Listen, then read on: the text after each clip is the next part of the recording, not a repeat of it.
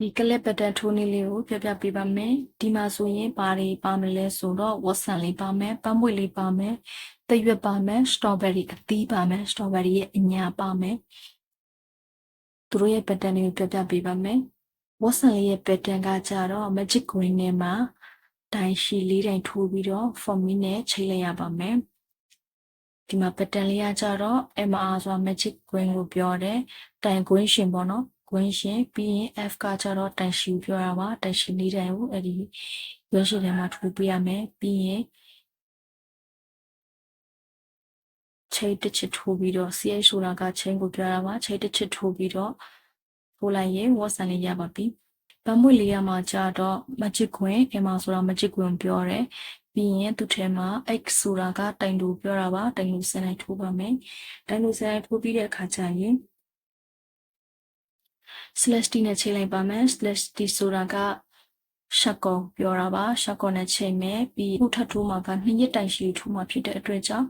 forming 3ကထိုးပါမယ် ch3 ဆိုတာ forming 3ကပြောတာပါ ch3 ထိုးမယ်ပြီးရင်တော့ e ဆိုတာက2ရက်တိုင်ရှိကိုပြောတာပါအမှား2ရက်ပြီးတော့တိုင်ရှိထိုးရမှာပေါ့နော်တိုင်ရှိထိုးရမယ်ဒါက e ကကြတော့ 5e ဆိုရေးတဲ့အတွက်ကြောင့်E ကကြတော့9ကထိုးရပါမယ်2ရက်တိုင်ရှိ9ကထိုးမယ်ဒီတစ်ပေါက်ထဲမှာပဲ9ကထိုးပါမယ်ပြီးရင်တော့ chain 3ကထိုးပါမယ် CA ဆိုတာက chain ကိုပြောတယ် chain 3ကထိုးမယ် chain 3ကထိုးပြီးရင်တော့နောက်တစ်ပေါက်မှာ celeste နဲ့သွားချိတ်ပါနောက်တစ်ပေါက်မှာ celeste နဲ့ချိတ်မယ်ချိတ်ပြီးတဲ့အခါကျရင် forming 3ချက်ထပ်ထိုးမယ်ပြီးရင်တိုင်2ရက်တိုင်ရှိ9ကထိုးမယ်နေ့တိုင်ရှိ9ကကိုဒီပေါက်ထဲမှာထိုးရမယ်ပြီးရင်ချိန်3ကထပ်ထိုးမယ်ပြီးရင်နောက်တစ်ပေါက်မှာ celeste နဲ့သွားချိတ်မယ်တိုင်တို့က10နဲ့ထိုးထားတာဖြစ်တဲ့အတွက်ကြောင့် E5 ကိုတစ်ပေါက်ထိုးတယ်ပြီးရင်ချိန်3နဲ့နောက်တစ်ပေါက်ကို celeste သွားချိတ်လိုက်တယ်ဆိုရင်2ခုဖြစ်သွားပါပေါ့နော်အဲဆိုတော့ပဖက်တစ်ခုကို stick 2ခုယူလိုက်တယ်ပေါ့နော်အဲ့တော့ပဖက်က9ဘက်ဖြစ်တဲ့အတွက်ကြောင့် stick က10ခုဆိုတော့ကွတီဖြစ်ပါမယ်ပန်းမွေလေးထိုးလို့ပြီးပြီပေါ့နော်ပန်းမွေလေးထိုးလို့ပြီးရင်တရွက်လေးကိုထိုးပါမယ်တရွက်လေးကကြတော့3ခုထိုးရမှာပေါ့နော်တရွက်လေးကကြတော့ magic queen MR ထဲမှာ X ဆိုတာကတိုင်တူပြောတယ်6ခါထိုးမယ်တန်6ကထိုးပြီး celeste မချိရဘူးတစ်ဖက်ကိုလဲလိုက်မယ်လက်ပြီးတဲ့အခါကျရင်ချိန်3ခါထိုးမယ်ပြီးမှတိုင်ရှိကိုထိုးမယ်တိုင်ရှိထိုးပြီးတဲ့အခါကျရင်တိုင်ရှိရဲ့ထိပ်မှာချိန်တစ်ခါထပ်ထိုးမယ်ချိန်ထိုးပြီးတဲ့အခါကျတော့အဲ့ဒီတိုင်ရှိရဲ့ထိပ်ကို celeste နဲ့ချိန်လိုက်ဒါဆိုရင်ဒီလိုမျိုးအတော့ကလေးရလိမ့်မယ်ဒါကိုပိုင်ကောလို့ခေါ်တယ်ပြီးရင်သူ့ရဲ့ဘေးပေါက်မှာ2ရက်တိုင်ရှိပွားမယ်ဆိုတာကတစ်ပေါက်ထဲမှာ2တိုင်ထိုးရမယ်လို့ပြောတာအဲ့တော့ EV လို့ရေးထားတယ်2ရက်တိုင်ရှိပွားမယ်ဒါဘလို့ပွားမယ်ဆိုရင်ခုနတော့ကလိုပဲတိုင်ရှိထိတ်မှာချိန်ဝါလေးတက်သလိုဒီ2ရက်တိုင်ရှိရဲ့ထိတ်မှာလည်းချိန်ဝါတက်ပြီးရင်အဲ့ဒီ2ရက်တိုင်ရှိရဲ့ထိတ်ကို celeste နဲ့ချိန်ဒီလိုအတော့ကလေးရအောင်အဲ့တော့ထိုးသွားတဲ့2ရက်တိုင်ရှိပဲဖြစ်1ရက်တိုင်ရှိပဲဖြစ်သူတို့ရဲ့ထိတ်ပြီးမှဒီပိုင်ကော်လေးတွေထိုးသွားပေးရမယ်အဲ့ဆိုရင်ပက်တန်လေးကိုစစ်ပြောပေးမယ်ပထမတစ်ပေါက်မှာတော့ကတိုင်ရှိထိုးလိုက်တယ်နောက်တစ်ပေါက်မှာကကြတော့2ရက်တိုင်ရှိပွားတာထိုးမယ်အဲ့ဒီ2ရက်တိုင်ရှိပွားတာကဘယ်နှခါထိုးရမလဲဆို4ခါထိုးမယ်အဲ့ဆိုရင်5ပေါက်ပြီးသွားနောက်ထပ်တစ်ပေါက်မှာနောက်ဆုံးပေါက်မှာကျတော့တိုင်ရှိပဲထိုးမယ်ပြီးရင်ချိန်3ခါထိုးမယ်ပြီးရင်ဒီပေါက်မှာပဲ celeste နဲ့ချိန်လိုက်ရမယ်အဲ့ဆိုရင်သိမြင်လေးရပါပြီဝတ်ဆန်လေးလည်းရပြီပန်းမွေလေးလည်းရပြီသရွက်လေးလည်းရပြီအဲ့ဆိုရင် strawberry လေးကိုတွားလိုက်ပါမယ် strawberry ရဲ့အသီးကိုထိုးမယ်သူ့ကိုထိုးဖို့အတွက်ဆိုရင်ထုံးစံတိုင်းဝင်းရှင်ပြီးလုပ်မယ် magic queen နဲ့မှာတိုင်တိုးဘယ်နဲ့တိုင်ထိုးရမလဲဆိုရင်6တိုင်ထိုးပါမယ်ပြီးရင်တော့သူ့မှာတော့ celeste ချိန်မယ်ပြီးရင်ချိန်ဝါလေးထိုးထားမယ် xv ပေါ့နော်ပထမတစ်ပေါက်မှာ x နောက်တစ်ပေါက်မှာ v ဆိုတာတိုင်တိုးတိုင်ပေါ်ပြောတာပါတစ်ပေါက်ထဲမှာတိုင်တိုးနှစ်ခါထိုးရတာကိုတိုင်တိုးတိုင်ပေါ်လို့ပြောပါတယ်တောင်တိကိတအနေနဲ့ဆိုရင် v လို့ရေးပါတယ်ဆိုရင်ဒီလိုပုံစံမျိုးဘယ်နှခါထိုးရမလဲဆိုရင်3ခါထိုးပါမယ် xv နဲ့ဆိုရင်6ပေါက်ပြီးသွားပြီပေါ့နော်သူ level slash တစ်ချိန်မဲ့ချိန်1တင်လိုက်မယ်ပြီးရင် round 3ရောက် round 3မှာဆိုရင်ဒီတိုင်တူနှစ်ခါထိုးမယ် x နှစ်ခါတိုင်တူနောက်တော့မှလည်းတိုင်တူနောက်တစ်ပေါက်ကျတော့တိုင်ပွားလို့ပေါ့နော်အဲ့ဒါဖြစ်တဲ့အတွက်ကြောင့် 2xv လို့ရေးထားတာ xxv h တစ်ခါထိုးမယ်နောက်တစ်ပေါက်မှာ h တစ်ခါထိုးမယ်နောက်တစ်ပေါက်မှာ h နှစ်ခါတစ်ပေါက်ထဲမှာနှစ်ခါထိုးရမှာတော့ v လို့ပြောရနော်အဲ့ဆိုရင် round 4ရောက်ပြီ round 4မှာကြာ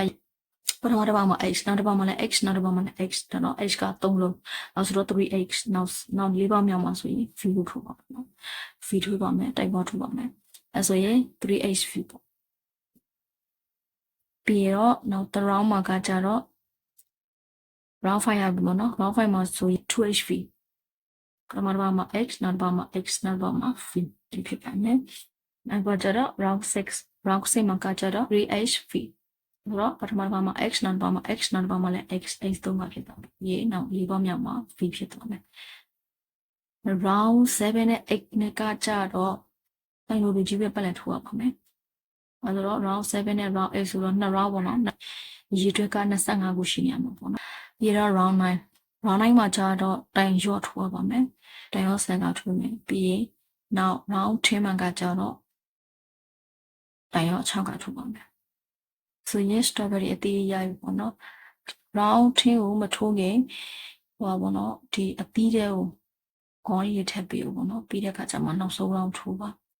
အဲဆို strawberry လေးရပါပြီပြီးရင်တော့သူ့ရဲ့အညာလေးပေါ့နော်သူ့ရဲ့အညာကကြတော့ဘယ်လိုထိုးရလဲဆိုရင် magic ကွင်းလေးရေလုံးမယ်ကွင်းရှင်လုံးမယ်ပြီးရင်ချိန်လေးကထိုးမယ်ချိန်လေးကထိုးပြီးတဲ့အခါကျရင်အဲ့ဒီချိန်ပေါ်မှာပဲပေါ့နော်ချိန်ပေါ်မှာပဲတစ်ခုစီ slash t လေးနဲ့ထိုးသွားမယ်ချိန်ရဲ့ဒုတိယပေါက်မှာချိန်လေးကထိုးရတဲ့ဒုတိယပေါက်မှာ slash t ချိန်မယ်နောက်တစ်ပေါက်မှာလည်း slash t နောက်တစ်ပေါက်မှာလည်း slash t သုံးပါချိန်ပြီးတဲ့အခါကျရင် mission ထဲမှာ slash t သွားချိန်ပြီးတဲ့အခါကျရင်ထိုးမယ်ပြီးရင်ဒီမှာကကျတော့ချိန်3ရဲ့အပေါ်မှာပေါ့နော်ချိန်နဲ့ချိန်မှာslash t ထိုးမယ်slash 2 မှာချိန်ထိုးလိုက်ချိန်ထိုးလိုက်တယ်ချိန်ထိုးလိုက်ပြီးတော့ဒီချိန်ကနေပြီးတော့မှ slash 2တွေတစ်ခု slash 2တွေတစ်ခုဒီလိုသွားမှာပေါ့နော်အဲဆိုရင်အညာနှစ်ခုရမှာပေါ့နော်သူကအညာကိုအတိုးနဲ့အရှင်နဲ့နှစ်ခုလောက်တော့တယ်အရှက်တစ်ခုအတိုးတစ်ခုဒီလိုလောက်ထားဒီမှာအရှက်တစ်ခုတစ်ခုအရှက်တစ်ခုအတိုးတစ်ခုဆိုရင်